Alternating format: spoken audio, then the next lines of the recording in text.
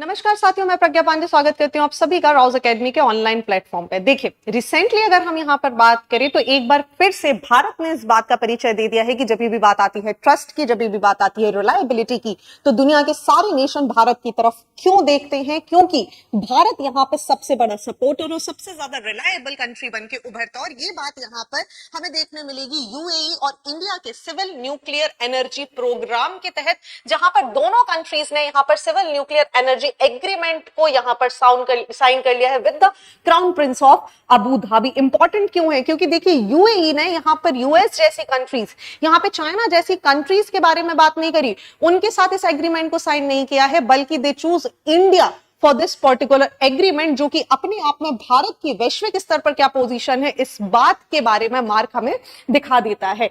देखिए, आगे अगर हम बात करें कि भाई ऑयल रिच यूएई जो है ना, ये अपना पहला अरब वर्ल्ड का पहला न्यूक्लियर पावर प्लांट इन्होंने अभी रिसेंटली ओपन किया था। अब सवाल ये उठ जाता है कि अगर आपने अरब वर्ल्ड का सबसे पहला और सबसे बड़ा न्यूक्लियर पावर प्लांट यहां पर ओपन किया है, तो आखिर ये कहां पर ओपन किया गया है? तो आप समझ लीजिए, इसका नाम है बराका न्यूक्लियर एनर्जी प्लांट।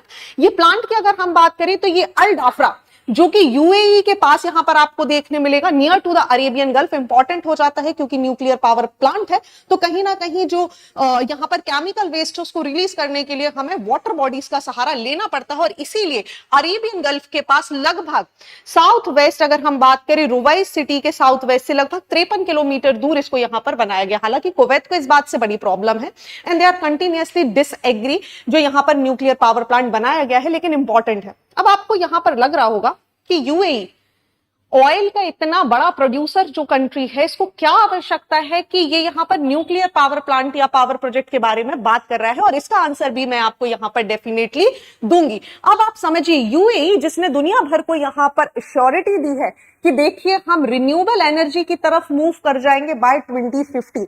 अब एक ऐसी कंट्री जिसके यहां पूरा का पूरा जो सोर्स है, लाइवलीहुड का जो सोर्स है, वो ऑयल है, ऐसे में अगर इन्हें स्विच करना है एनर्जी के दूसरे स्रोतों पर, तो ये wind energy, solar energy, nuclear energy की तरफ यहां पर मूव करेंगे, क्योंकि यूएई का जो कमिटमेंट है कि हम 2050 तक यूएई को यहां पर फ्री कर देंगे और हम रिन्यूएबल एनर्जी की तरफ चले जाएंगे, ताकि हम विश्व में जो ग्लोबल वार्मिंग बढ़ रही है उसको यहां पर कंट्रोल कर सके। यूएई का ये जो स्टेट है ना, ये अपने आप में बहुत कमेंडेबल है। आप सोचिए, यूएई चाहता तो बहाना दे देता कि भाई हम तो ऑयल रिच नेशन है, हमारी तो जो पूरा का पूरा इकोनॉमी है वो केवल ऑयल पे चलती है, हम तो यहां पर कुछ भी नहीं कर सकते। स्टिल यूएई चूज कि भाई हम आगे से यहां पर क्या करेंगे, रिन्यूएबल एनर्जी की तरफ जाएंगे, and for that they have decided कि यहां पर 4 रिएक्टर प्लांट, जो कि 25% इलेक्ट्रिसिटी यहां पर प्रोवाइड करेगा, जो कि यहां पर गल्फ स्टेट्स को पहुंचाई जाएगी, और धीरे धीरे जो इसकी एनर्जी है इसको बढ़ाया जाएगा। अब सवाल ये आता है, तो इंडिया के साथ एग्रीमेंट क्यों किया गया? देखिए, बात है यूरेनियम का सप्लाई। अब यूरेनियम का सप्लाई भी कहीं से चाहिए, तो उसके लिए they are looking towards the India कि इंडिया इनकी यहां पर मदद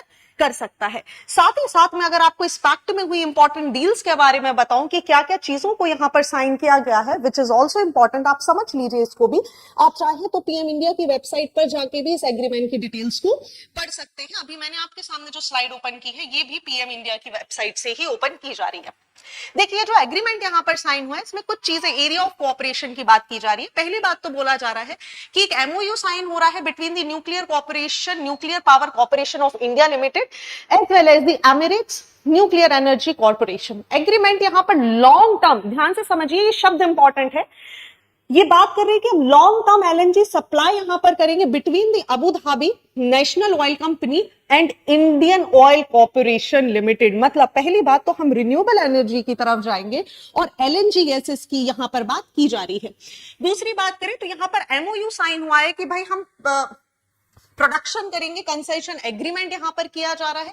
साथ ही साथ यहां पर बात की जा रही है कि हम यहां पर डेवलपमेंट प्रोजेक्ट्स को लेकर आएंगे, साथ ही साथ कोऑपरेशन बढ़ाएंगे, और 1 million metric ton per annum के हिसाब से अगर हम बात करें तो इस तरीके का कॉन्ट्रैक्ट किया जा रहा है कि एलएनजी की सप्लाई को लॉन्ग टर्म के लिए बढ़ा दिया जाएगा। राइट, तो ये सारी की सारी चीजें जो है, फूड पार्क डेवलपमेंट हो, स्ट्रीट डेवलपमेंट हो, दूसरे रिन्यूएबल एनर्जी सेक्टर का पार्ट बनना हो, ये सारी चीजें भी आपको यहां पर इस एग्रीमेंट में देखने के लिए मिल जाएंगे, विच इज वेरी क्रूशियल।